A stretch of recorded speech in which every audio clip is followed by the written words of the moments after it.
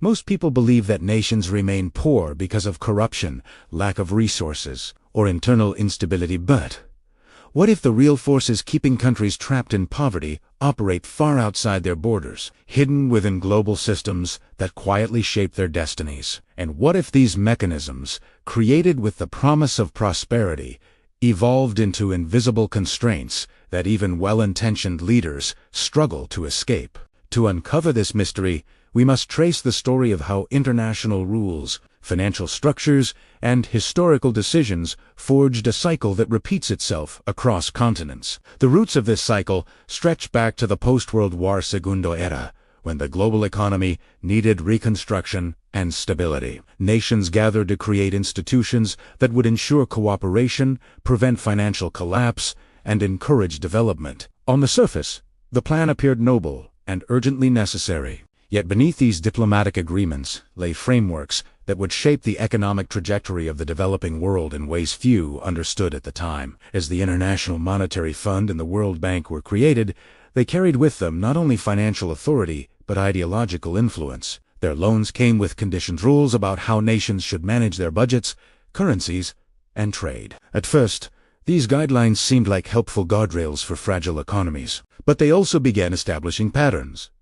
Countries in crises became dependent on external advice, external capital, and external approval. Meanwhile, former colonies across Asia, Africa, and Latin America were gaining independence. They inherited political freedom, but economies deeply tied to a global system built long before they had a voice in shaping it. Many newly independent nations depended on exporting a single commodity: tea, coffee, cocoa, copper, oil making, them vulnerable to price swings dictated by markets far beyond their control. This structural weakness would become one of the silent traps of global poverty. By the 1960s, development became a central theme in global policy discussions. Wealthy nations promised aid, investment, and technology transfer. But much of this assistance came tied to commercial interests. Loans financed projects built by foreign companies, using foreign equipment and generating debts that local economies struggled to repay. In many countries, every dollar of aid created twice as much debt, setting the stage for a crisis that would erupt decades later. The 1970s delivered a turning point when soaring oil prices reshaped the world economy. Oil-rich nations deposited vast profits into Western banks, and those banks sought new places to lend their money. Developing countries, enticed by cheap loans, borrowed heavily to fund infrastructure, industry, and social programs. For a moment, it seemed like a path to prosperity. Modern highways, factories, and universities were built across the global south. But the apparent progress hit a growing vulnerability. Debt was accumulating faster than economic growth. These countries were becoming increasingly dependent on foreign financing, and their future stability hinged on global interest rates they did not control. Then came the breaking point. In the early 1980s, the United States raised interest rates dramatically to combat inflation. The consequences rippled across the world. Loans that were once manageable suddenly doubled or tripled in cost. Commodity prices crashed. Export revenues collapsed. Dozens of developing nations found themselves unable to repay their debts. What followed became known as the Third World Debt Crisis that would define economic policy across the global south for an entire generation. To prevent widespread default, nations turned to the IMF for emergency help, but the rescue came with strings. Austerity measures, spending coups, currency devaluations, and market liberalization. These structural adjustment programs were intended to stabilize economies, yet they often had the opposite effect. Hospitals lost funding, schools deteriorated, and unemployment soared. Local industries collapsed when exposed to global competition overnight, and imports surged as currencies weakened. The social fallout was immense. Millions were pushed into poverty. Income inequality widened. Investment in education, healthcare, and infrastructure plummeted. Yet loans continued, and interest continued to accumulate. Nations found themselves trapped in a cycle. Borrow, collapse, reform, and borrow again. The silent mechanism of debt dependency had taken root. During this same period, large multinational corporations expanded their presence across developing regions. They controlled mines, plantations, telecommunications, and energy sectors, often repatriating profits back to their home countries. Local governments, desperate for investment, offered tax breaks and concessions. Wealth flowed out faster than it could flow in, creating another quiet leak in national prosperity. As globalization intensified in the 1990s, developing nations were encouraged, sometimes pressured, to liberalize trade and open markets. For some countries, this brought opportunity, but for many others, domestic industries were crushed by cheaper imports, and local farmers were overwhelmed by heavily subsidized foreign competitors. Countries that once fed themselves became dependent on imported food, a vulnerability that persists today. A new layer of complexity emerged with the rise of global financial markets. Currency traders, risk analysts, and investment funds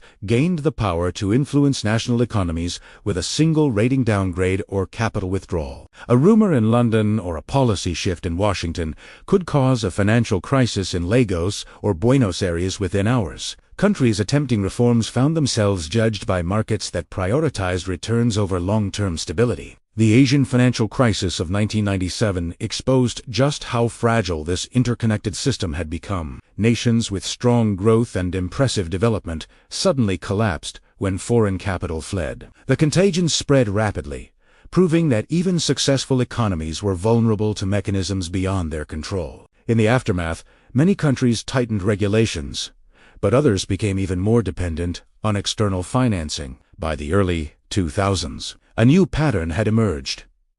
Developing nations saved billions in foreign reserves as money that could have been used for schools, hospitals, or transportation. Instead, it sat in Western government bonds, earning minimal returns, a transfer of wealth from poor countries to rich ones, hidden behind the logic of financial prudence. Even aid programs created unintended traps. A significant portion of foreign aid returned to donor countries through consultants, contractors, and tied purchases. For every dollar sent, as little as 10 to 30 cents sometimes reached the intended beneficiaries. Meanwhile, political dependency deepened as nations shaped policies to maintain access to grants and loans. The 2008 global financial crisis added another twist. Wealthy nations rescued their banks with trillions, but developing countries paid part of the cost through collapsing export demand, reduced investment, and currency instability. Once again, the poorest regions bore the consequences of a crisis they did not create. The global system revealed its asymmetry.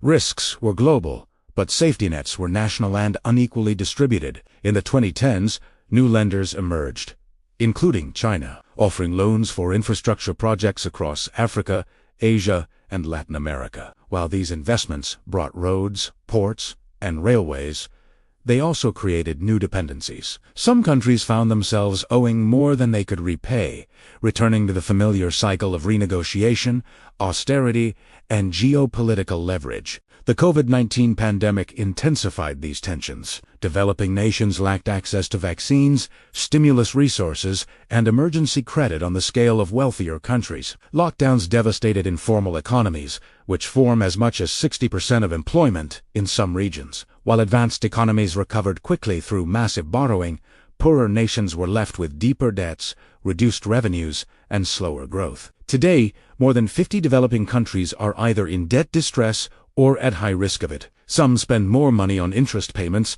than on healthcare or education. In sub-Saharan Africa alone, the annual outflow of illicit financial transfers and profit repatriation exceeds total incoming aid. The mechanisms that trap nations in poverty, capital flight, commodity dependency, and structural imbalances operate silently, reinforcing each other. Yet these mechanisms persist because they do not appear malicious. They are the product of global integration, financial efficiency, and economic theory. But the cumulative effect is a system where billions of people inherit structural disadvantages that no individual policymaker can quickly fix. The system functions as designed, but not as intended. Attempts at reform surface after every major crisis, but global negotiations move slowly and vested interests resist changes. Debt forgiveness programs help temporarily but do not alter the underlying architecture.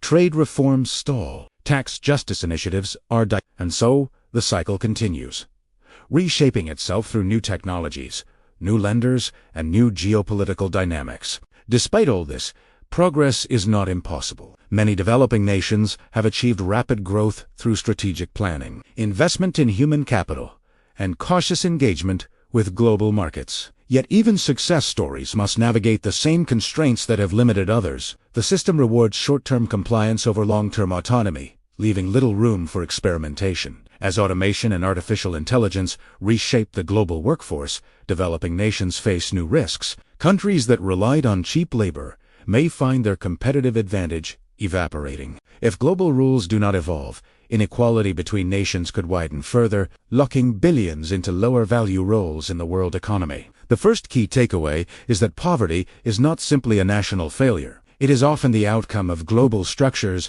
that favor stability for wealthy nations over development for poorer ones. Recognizing this changes how we understand responsibility and solutions. The second takeaway is that debt, trade rules, and capital flows form interlocking mechanisms that subtly limit the choices available to developing countries. Reform must address the system as a whole, not just individual policies. The third takeaway is that sustainable development requires empowering nations to build resilience through diversified economies, stronger institutions, and transparent partnerships rather than dependence on short-term loans or vulnerable export sectors. The future remains uncertain, but one truth is clear.